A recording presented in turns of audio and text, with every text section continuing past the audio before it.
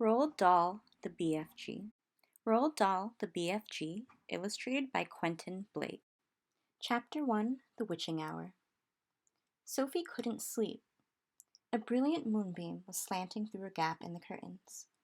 It was shining right onto her pillow. The other children in the dormitory had been asleep for hours. Sophie closed her eyes and lay quite still. She tried very hard to doze off. It was no good. The moonbeam was like a silver blade slicing through the room onto her face. The house was absolutely silent. No voices came up from downstairs. There were no footsteps on the floor above either. The window behind the curtain was wide open, but nobody was walking on the pavement outside. No cars went by on the street. Not the tiniest sound could be heard anywhere. Sophie had never known such a silence. Perhaps, she told herself, this was what they called the witching hour. The witching hour, somebody had once whispered to her, was a special moment in the middle of the night when every child and every grown-up was in deep, deep sleep, and all the dark things came out from hiding and had the world to themselves. The moonbeam was brighter than ever on Sophie's pillow. She decided to get out of bed and close the gap in the curtains. You got punished if you were caught out of bed after lights out. Even if you said you had to go to the lavatory, that was not accepted as an excuse, and they punished you just the same. But there was no one about now. Sophie was sure of that. She reached out for her glasses that lay on the chair beside her bed. They had steel rims and very thick lenses, and she could hardly see a thing without them. She put them on, then she slipped out of bed and tiptoed over to the window. When she reached the curtains, Sophie hesitated. She longed to duck underneath them and lean out of the window to see what the world looked like now that the witching hour was at hand. She listened again. Everywhere it was deathly still. The longing to look out became so strong she couldn't resist it. Quickly, she ducked under the curtains and leaned out of the window. In the silvery moonlight, the village street she knew so well seemed completely different. The houses looked bent and crooked, like houses in a fairy tale. Everything was pale and ghostly and milky white. Across the road, she could see Mrs. Rance's shop, where you bought buttons and wool and bits of elastic. It didn't look real. There was something dim and misty about that, too. Sophie allowed her eye to travel further and further down the street. Suddenly she froze. There was something coming up the street on the opposite side. It was something black, something tall and black, something very tall and very black and very thin. Chapter 2. Who? It wasn't a human. It couldn't be. It was 4 times as tall as the tallest human. It was so tall, its head was higher than the upstairs windows of the houses. Sophie opened her mouth to scream, but no sound came out. Her throat, like her whole body, was frozen with fright. This was the witching hour, all right. The tall black figure was coming her way. It was keeping very close to the houses across the street, hiding in the shadowy places where there was no moonlight. On and on it came, nearer and nearer. But it was moving in spurts. It would stop, then it would move on, then it would stop again. But what on earth was it doing? Aha! Sophie could see now what it was up to. It was stopping in front of each house. It would stop and peer into the upstairs window of each house in the street. It actually had to bend down to peer into the upstairs windows. That's how tall it was. It would stop and peer in. Then it would slide on to the next house and stop again and peer in, and so on all along the street. It was much closer now, and Sophie could see it more clearly.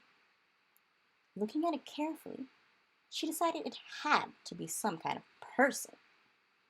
Obviously, it was not a human, but it was definitely a person. A giant person, perhaps. Sophie stared hard across the misty, moonlit street. The giant, if that was what he was wearing a long, black cloak.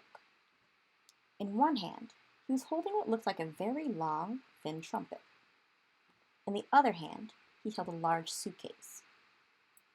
The giant had stopped now, right in front of Mr. and Mrs. Gooshy's house. The Gooshys had a greengrocer's shop in the middle of the high street, and the family lived above the shop. The two Gooshy children slept in the upstairs front room. Sophie knew that. The giant was peering through the window into the room where Michael and Jane Goochy were sleeping. From across the street, Sophie watched and held her breath. She saw the giant step back a pace and put the suitcase down on the pavement. He bent over and opened the suitcase. He took something out of it. It looked like a glass jar, one of those square ones with a screw top.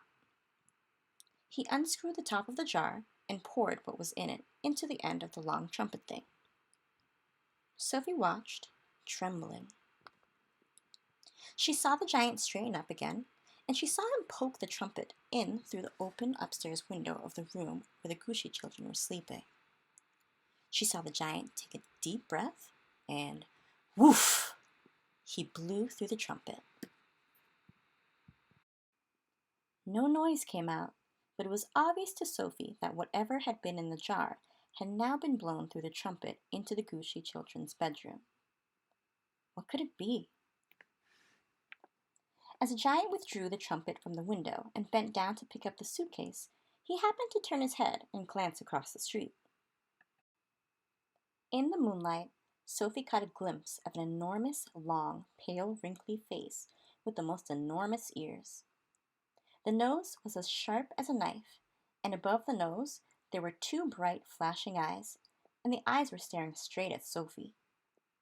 There was a fierce and devilish look about them. Sophie gave a yelp and pulled back from the window. She flew across the dormitory and jumped into her bed and hid under the blanket.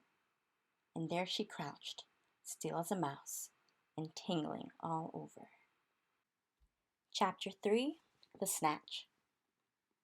Under the blanket, Sophie waited. After a minute or so, she lifted a corner of the blanket and peeped out.